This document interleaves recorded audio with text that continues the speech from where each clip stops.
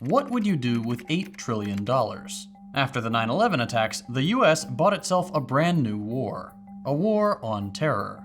But since you can't invade an idea, they invaded a country. Their target? Afghanistan. Home to Al-Qaeda and the Taliban government that harbored them, the country also happened to grow the most opium poppies in the world. But after 20 years and $2.3 trillion, the US made a disastrous withdrawal from Afghanistan. What happened?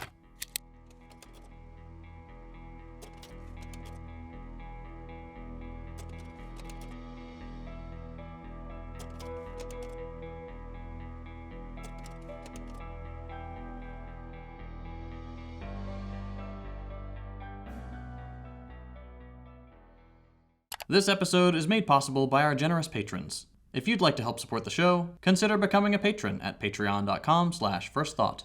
First, some geography. Afghanistan is usually depicted as a semi-arid desert, but its geography is actually much more varied.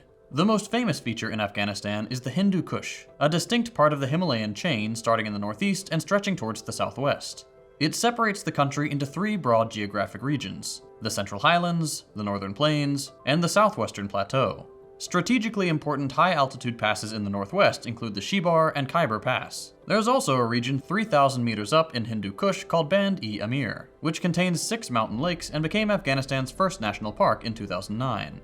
The US's 20-year war in Afghanistan was an unmitigated and unnecessary disaster. A 21st century Vietnam. The wounds the conflict left behind are still fresh. It's been almost 3 years since the withdrawal, and the conditions have somehow managed to get even worse for Afghani citizens. The lack of food, access to clean water, proper shelter, reliable infrastructure, violence between rival armed groups, and the near total collapse of the economy have resulted in catastrophe. But let's rewind a bit. What was life like for the average person in Afghanistan during the US occupation? Before we answer that, we'd like to take a quick moment to thank this episode's sponsor, Aura. As you all know, we make political content here and on our other channels. Unfortunately, that means some people don't like us very much. These days, a quick Google search is all it takes to find someone's personal information. Data brokers sell your information to scammers, spammers, and anyone else who may want to target you. Your full name, email, home address, health records, your relatives, it's all readily available for those who want to find it. That's why I've been using Aura to help keep my private details private.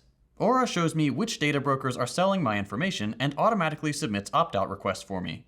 This not only cuts down on the amount of spam I get, but also helps keep all my accounts safe from bad actors. And Aura does so much more. It's a VPN, a password manager, an antivirus. It even offers identity theft insurance and parental controls. And the best part is, it's all in one place and very reasonably priced. So if you're like me and you value your privacy and staying safe online, visit aura.com/firstthought and get your first 2 weeks absolutely free, no strings attached. Try it out, and I promise you'll appreciate the peace of mind. Support the show and protect your valuable data by signing up today at the link below.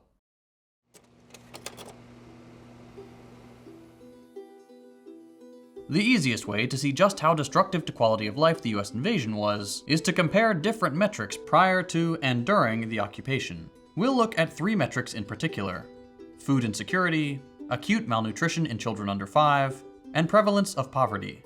The US invasion raised food insecurity for the entire population by 30%, from 62% to a whopping 92%. It increased the number of children under 5 experiencing acute malnutrition by over 5 times, from 9% to 50%. It might be surprising then to learn that poverty increased by only 17%.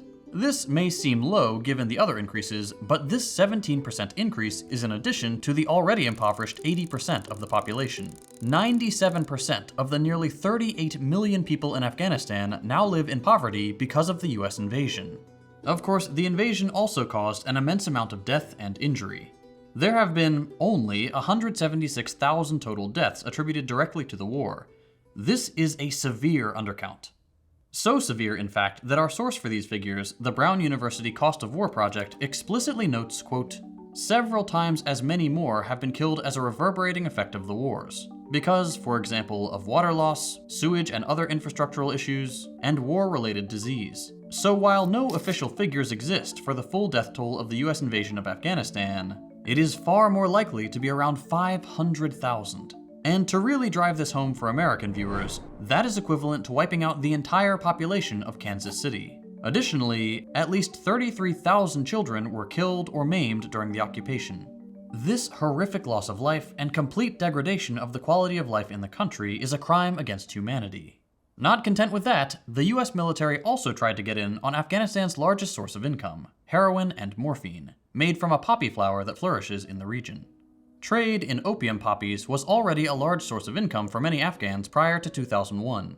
In fact, by the time the US started bombing the country in October 2001, agriculture in the country was described as an opium monocrop. So-called illicit drugs derived from the plant accounted for 62% of the GDP in 2003, and when the product reached its peak in 2007, it accounted for 93% of the world's heroin supply, 8,200 tons.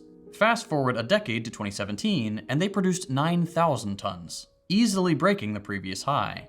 The US was sending their most advanced bombers and fighters to bomb small, mobile heroin production outfits they didn't control. And they didn't even do that well.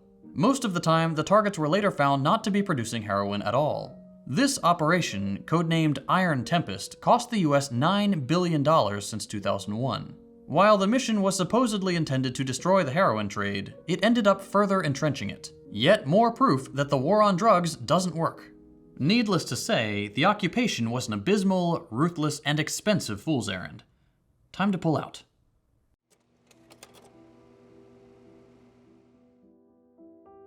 The Trump administration negotiated withdrawal terms with the Taliban in February 2020. In the agreement, the US freed 5,000 imprisoned Taliban soldiers and set May 1, 2021 as the date of the final withdrawal. However, Biden would go on to delay the withdrawal until August 31st. Unfortunately, 2 days prior to the withdrawal, the US military conducted a drone strike supposedly targeting ISIS-K operatives that killed 10 civilians, including a US aid worker. Not a great parting gift. By now, you've probably seen the footage of the last plane leaving Kabul airport with hundreds of people pouring into the airport and trying to cling to the plane prior to takeoff. Some were able to hang on, only to fall to their death shortly after. Additionally, the withdrawal was so hasty and disorganized that the over $7.1 billion worth of US military equipment, including ground vehicles, weapons, and other equipment that had been held by the weak US-backed government, were almost immediately seized by the Taliban, as well as ISIS-K fighters and regular citizens who could sell the weapons to the highest bidder. It was, to say the least, a complete disaster. Shortly after taking power, the Taliban faced immense challenges despite having deposed the US-backed Afghan government with relative ease. First among them was stabilizing the country's economy. Besides opium and heroin, Afghanistan was extremely reliant on foreign aid, accounting for 80% of government funds and over 40% of GDP. When the US reimposed harsh sanctions on the Taliban, the effect on the economy was devastating, especially because much of this aid is in the form of food and water, staples in extremely short supply even with the aid. As soon as the Taliban took power, the Biden administration froze more than $7 billion in Afghan government funds via sanctions the US had in place since before the invasion. Biden would go on to issue more financial sanctions intended to cut off the Taliban from the world financial system. It should be obvious that it's impossible for these sanctions not to negatively affect citizens. The sanctions against the Central Bank of Afghanistan have essentially kept the economy in a constant state of collapse. The Biden admin would, months later, and only due to pressure from humanitarian NGOs, issue sanction exemptions which allowed them to deliver food, water, and other essentials. Despite billion-dollar pledges of aid from the US and the UK, neither country seems to grasp the obvious solution, which is to stop sanctioning the country so they can begin to rebuild their economy. Of course, these pledges don't even begin to make up for the destruction and profiteering off Afghanistan the US and UK enjoyed over the previous century. Currently, over 90% of the population is still food insecure, and death by starvation is becoming commonplace. The severe and widespread malnutrition of children in Afghanistan has endured for decades, showing itself in various long-term health problems in a country without anything resembling functioning medical infrastructure. Afghanistan's farmers have been unable to curb this starvation. What's more, drought has compounded their lack of access to things like fertilizer and fuel. And as if it couldn't get any worse, even with the US gone, the Taliban is embroiled in conflict with other armed organizations.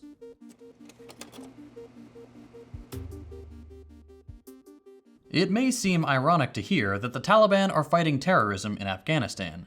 Wait, aren't they the terrorists? What is and isn't terrorism, and who are and aren't terrorists shifts with perspective. However, regardless of what one thinks about them, they are the current government of Afghanistan, and we'll be discussing them in that context. Beginning in 2015, and while still out of power, a conflict arose between the Taliban and a group called ISIS-K, which stands for ISIS Khorasan. ISIS-K was founded by disaffected Pakistani Taliban members, and prior to 2021, the conflict waxed and waned as both sides fought the US and others in various theaters of war. The August 26th attack on the Kabul airport was ISIS-K's opening salvo in a refreshed campaign against the Taliban. Since then, the Taliban has been fighting back with a renewed vigor. After seizing power, they almost immediately began severe repression of ISIS-K, claiming to have arrested 80 militants in the Nangarhar province, as well as killing 150 fighters, including the former ISIS-K chief Abu Umar Khorasani. This conflict is still ongoing, and doesn't show any signs of slowing down. This will only prolong the suffering of the Afghani people and prevent the Taliban from being able to focus on the task of nation building.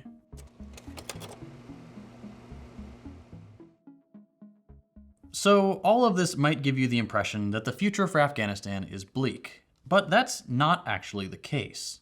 While it is true that the people of Afghanistan are experiencing extreme suffering, and have been for the last 40 years, the country's future is looking brighter thanks to diplomatic gains and agreements with its neighbors, most importantly, China.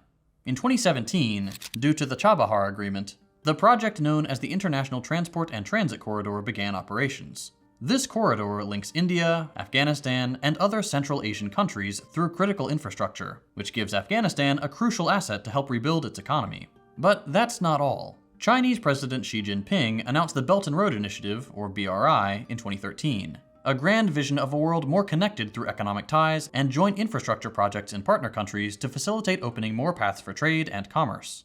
In practice, the BRI is a group of projects which focus on building robust transportation infrastructure from China to participating countries. After taking power in August 2021, Taliban spokesperson Thabihullah Mujahid said in an interview with an Italian news outlet that the Taliban had a desire to participate in China's BRI, which shows that the Taliban recognize the opportunity it provides to improve the lives of its citizens. China's interest in Afghanistan as a partner for the BRI has to do with its advantageous geographical location since it provides the shortest route from South Asia and Central Asia. Following this, China agreed to invest in the Five Nations Railway, which will connect China, Iran, Kyrgyzstan, Tajikistan, and Afghanistan, ultimately ending in West Asia. Afghanistan is also rich in mineral resources, especially copper.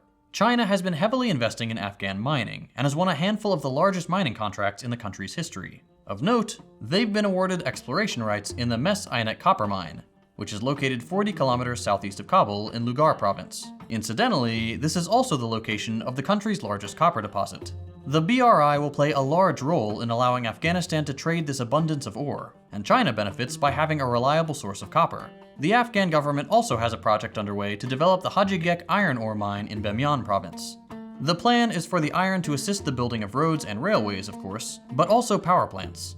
For China and Afghanistan to realize this goal, China has been making significant investment in capacity building and providing the Afghan government with much needed technical assistance, specifically those responsible for roads and rail development. This will allow Afghanistan to provide repairs and upkeep for the infrastructure and not have to rely on Chinese firms or workers. It's not all just about the transportation of goods or resources, though, which brings us to the digital Silk Road. Already underway, China has invested in providing fiber optic cable connections and so far has connected more than 30 Afghan provinces. That being said, security concerns, tensions with Pakistan, and having few trade agreements with neighboring countries so far limits investment within the country. These are challenges that Afghanistan can overcome, and the BRI will solidify Afghanistan's place as a lucrative crossroads of trade as it was in the past, which will in turn go a long way towards alleviating the dire situation in which they currently find themselves. The people of Afghanistan have been heroic in the face of 50 years of near constant war, which after decades of occupation has finally led up to allow the Afghani people to create their own society. A future of mutual cooperation with their neighbors and the rest of the world, free of colonization or sanctions, is the humane and correct way forward. Episodes like this one are made possible thanks to our generous patrons on Patreon. If you'd like to help support the show, and get some great perks while you're at it, consider becoming a patron. Perks include access to our Discord server, early access to videos, ad-free episodes, and more. You can help us keep the channel afloat by becoming a patron at patreon.com/firstthought. Thanks for watching, and we'll see you next time.